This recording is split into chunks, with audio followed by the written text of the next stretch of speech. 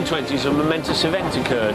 British Railways would herald in a golden age, an age when engineers could design locomotives that would push power and speed to the limit.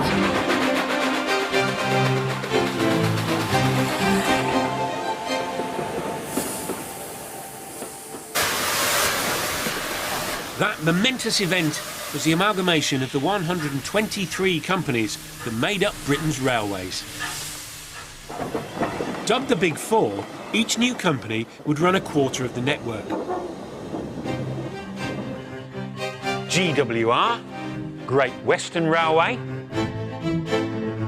Brunel's magnificent railway to the southwest,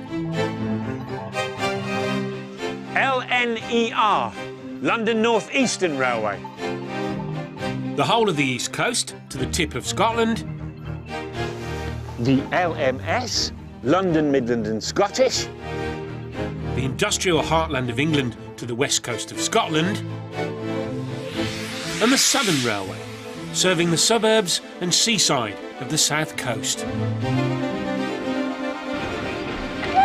Now that the 123 companies were down to 4, they didn't have to compete for passengers. They could now concentrate on being the best. It was time to produce some exciting new locos. No wonder people became train spotters and bought cigarette cards. Look at this. In the 20s and 30s, most people travelled by rail, not by car. You could buy a ticket at a mainline station and get on a train pulled by a locomotive like this. It was the fastest you could go unless you were in a Bentley going around Brooklands. Ha ha! Locomotive engineers were proud men from a proud tradition, and they wanted to work for the best. By the time of the grouping in 1922, when the Big Four companies were formed to rationalise the railway system, the GWR was the best. Their locos were the yardstick that all others were judged by. With designs way ahead of the competition, the GWR became affectionately known as God's Wonderful Railway.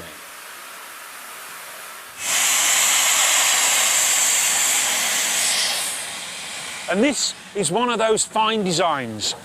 Earl Bathurst. Built in 1923, 1 year after the grouping. All locomotives have evolved through generations of in-service experience, and that was particularly the case with the GWR, with an unbroken lineage of engineering excellence from Eisenbach, Kingdom Brunel, through Daniel Gooch to Churchward and Collett, who designed that loco.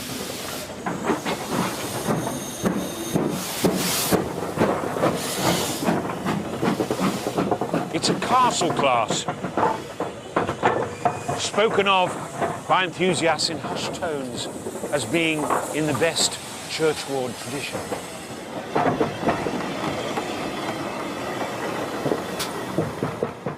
George Churchward was a perfectionist, an engineer with an incredible eye for detail, and in this age of great rivalry, attention to detail was what kept you ahead of the competition.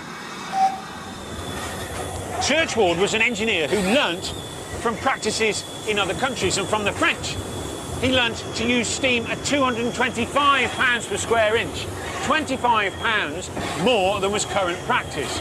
He also learnt to use 4 cylinders, driving each of the first 2 axles, giving a much smoother and balanced ride.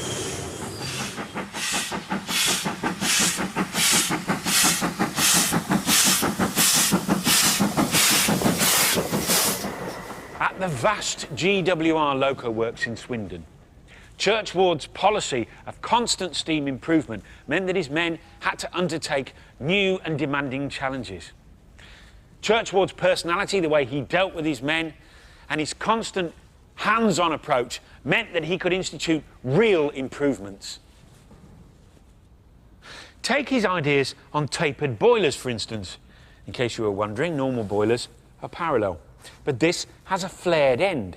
There is more area available for heating at the firebox end. Plus, because of that flare, you have a natural point, a high point, so you can collect your steam. Also, it's cooler at the thinner end, so you have a natural tendency of the water to circulate. once again creating more efficiency. It's very clever.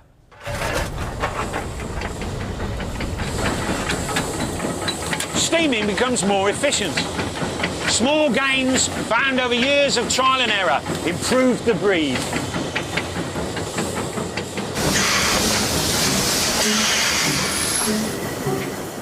Churchward died at the age of 76. Retired, yet still fired with a passion for railways, he stepped onto the track to examine a loose rail and was hit by the Paddington to Fishguard Express. Ironically, it was being pulled by the Berkeley Castle, a development of one of his own designs. His successor was one Charles Collett. Collett's big contribution to the GWR was to complete the standardization programme begun under Churchward.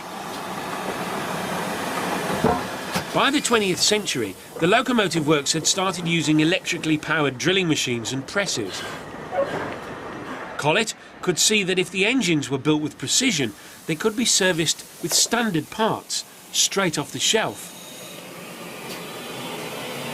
The result would be more efficiency, reliability and economy.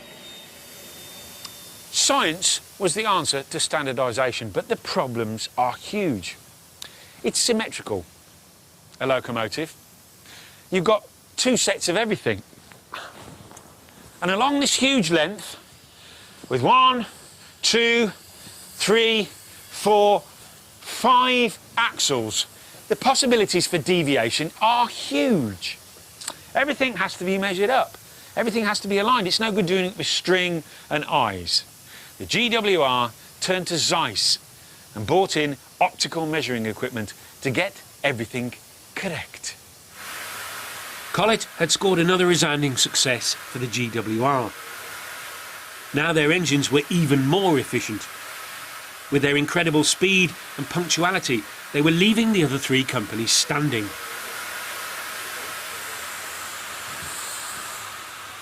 The GWR's engineering excellence gave it locos that could pull its named trains, like the Cheltenham Flyer. In 1929, the fastest scheduled steam service in the world, averaging speeds of 75 miles per hour between Cheltenham and Paddington. And they did so with remarkable economy, producing 9.9 pounds of steam for every pound of coal. And that was a statistic that was never equalled by any of the other big four companies.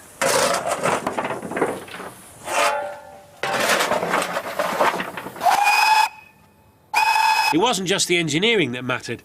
British designers always made a great effort with the appearance of their locos. You don't have to be a locomotive connoisseur to appreciate a Castle class. They are beautifully proportioned. It's got lots of Victorian touches still. The brass safety valve bonnet, these brass-lined wheel plashers. But underneath all that is the most modern locomotive of the big four companies. The Castles set standards that other engineers tried to match. They were much admired for their efficiency, but more importantly for their speed, because speed captures the public imagination. Speed sells tickets.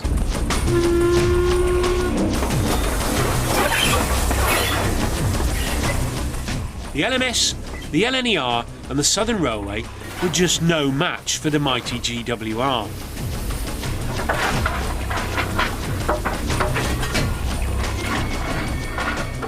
The Times summed up the situation in December 1929.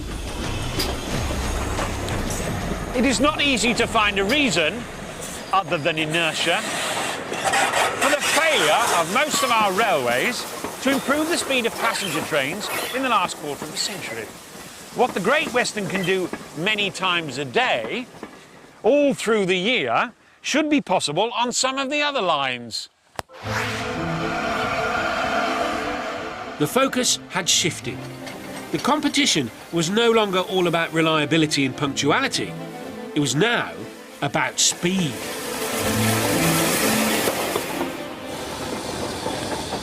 An epic battle was about to be fought. The fight to run Britain's fastest passenger train.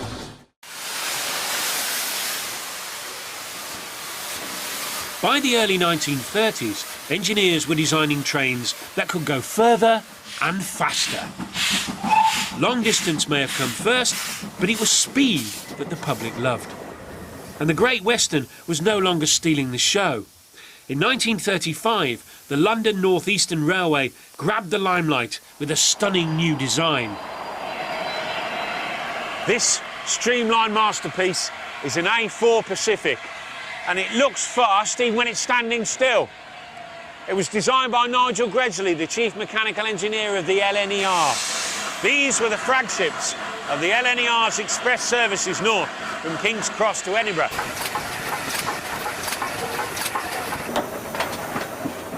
Gresley proudly proclaimed that his streamlined Pacific class was now the most powerful engine in the world. The GWR begged to differ. The Castle class was unrivalled for speed and power, they said. It was time for a showdown. Over luncheon with the LNER's Sir Ralph Wedgwood, the GWR's general manager, Sir Felix Pole, suggested a friendly interchange between the two companies to find out whose locomotives were the most powerful. In 1925, the GWR's Pendennis Castle pulled an express from London to Doncaster, and the LNER's loco, unnamed, number 4474, pulled the Cornish Riviera from Paddington to Plymouth. In other words, they'd swapped engines. For a whole week, they tried out each other's locos on their own routes, and the winner was the Great Western Railway's Castle class. But this came as no surprise to Gresley. His Pacifics were not running well. But the trial gave him a chance to discover the secrets of the Castles. How, with their smaller fireboxes and boilers, did they manage to steam so efficiently? He discovered that the secret of the Castle's extra power lay in the superior design of the valve gear and its highly efficient steam circuit. Gresley copied the idea straight into his own locomotives. The result was spectacular. At last, the LNER Pacifics had reached their full potential. This is the counterpoint of so-called competition between railways, the free flow of information through engineers who also interchange between employers. Gresley used the information well, increasing steam pressure from 180 pounds per square inch to 220 pounds per square inch.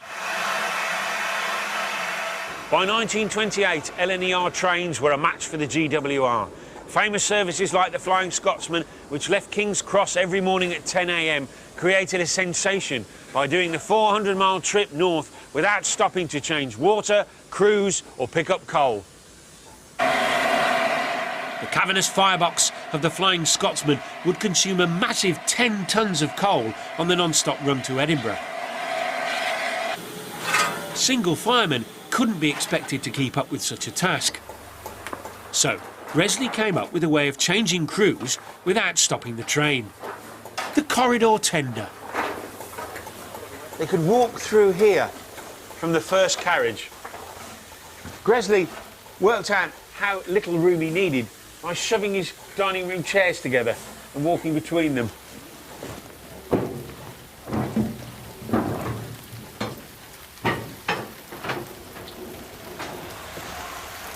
Simple idea. Amazing no one had thought of it before. Passengers were now enjoying the longest non-stop journey in the world. But for Gresley and the LNER, further glory lay in shaving yet more valuable minutes off the timetable.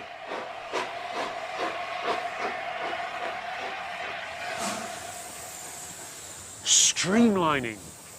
Even though the inner streamlining of the steam circuits was more important than any flamboyant outer casing, this was the age of streamlining. And it was this design concept, as well as the speed of the A4 Pacifics, that gave Gresley a household name in the 1930s. On its first public run in 1935, the Silver Jubilee, an A4 Pacific like this, hit the headlines with a world speed record of 112 miles per hour. And as if that wasn't enough, Gresley, being an ex-carriage designer, provided services like cocktail bars, buffet cars, a barber's, even a cinema. You can see what a vision he had for the railways by looking at these unique teak coaches that he designed. By the mid-1930s, the LNER had become synonymous with speed and glamour, especially amongst the grouse shooting classes on the long route to Scotland. But soon, a sleeping monolith that also offered services from London to Scotland was to wake up and challenge the LNER's dominance.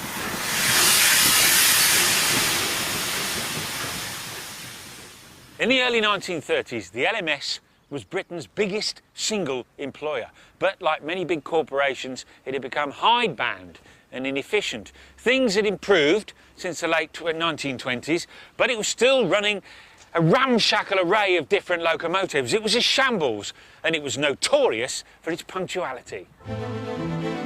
Again, the Great Western provided the solution. Former GWR man William Stanier became the new chief mechanical engineer of the LMS in 1932. Brimming with ideas and enthusiasm, his task was to modernise the fleet and restore the lacklustre reputation of the LMS.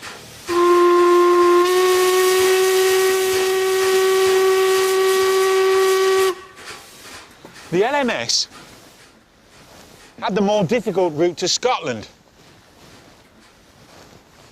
So to compete with the LNER, Stanier produced this, the most powerful class of locomotives ever built in Britain, the Princess Coronations. This is the Duchess of Sutherland, Your Grace, number 6233.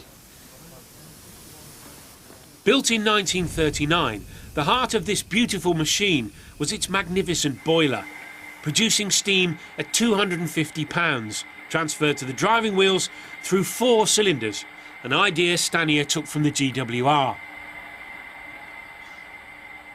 2 inner and 2 outer. The inner cylinders drive the front wheels. The outer cylinders drive the middle wheels, smoothness and power. The driving wheels themselves are 6 foot 9 inches in diameter, and over her working life carried her 1,650,000 miles.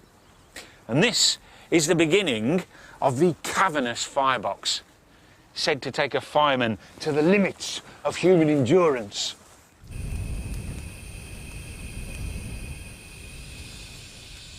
With the size and power of the Duchesses, the LMS could now challenge the LNER. Gresley's streamlined Pacifics thundering north with their 600-ton non-stop trains. But there was something else needed, especially in the fierce competition of the 30s. And in the coronation year of 1937, it needed more publicity, something to really set the public alight. So what revolutionary idea did they come up with? Streamlining. Again. Stanier hated the streamlining. Engineers liked to see the functional beauty of their machinery exposed, and besides, it interfered with maintenance. There was no practical advantage to streamlining, and most claddings were removed within 2 years, never to be seen again. Stanier's Princess Coronations had their greatest moment of glory in 1937, when they beat the LNER speed record by 1.5 miles an hour. Less than a year later, the LNER snatched back the title with an A4 Pacific called Mallard. Mallard broke the world record at a speed of 126 miles per hour. They almost broke the engine too in the process. Pushed to its limits, it needed major repairs afterwards. The passengers must have been a bit bewildered to be hurtling through the countryside at that speed. But no steam locomotive has ever beaten it. Now the Southern Railway would play their cards. In 1938, the engineer OVS Bulleid transferred from the LNER to Southern. He was a radical innovator. His locos featured air-smoothed casings, another version of streamlining. Nicknamed spam cans, after the square tins that spam comes in, the casings hid a multitude of novel features. Low maintenance valve gear, a welded boiler that could handle 280 pounds per square inch, a steel rather than copper firebox. It also sported lightweight wheels, racing green coachwork and go faster stripes. And just to be different, a continental system of numbering. These eye-catching locos ran prestigious services such as the Atlantic Coast Express and the Golden Arrow boat trains. But it was all too late. There was no longer a desire for such eccentricities. Many of Bulleid's ideas proved unreliable in service, and almost all of his engines were rebuilt when the railways were nationalised in 1948. The age of the unique loco was over. Everything was now under the control of British Rail.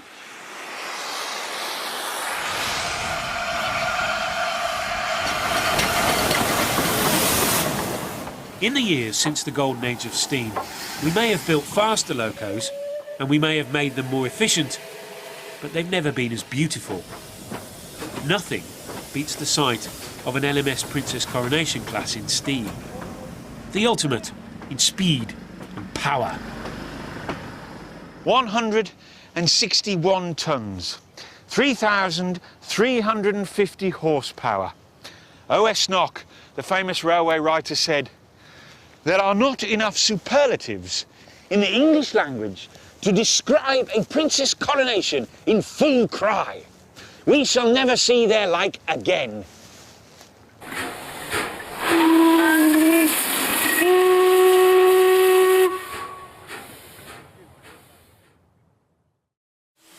Richard, are locos male or female? Definitely female. So Earl Bathurst is a bird.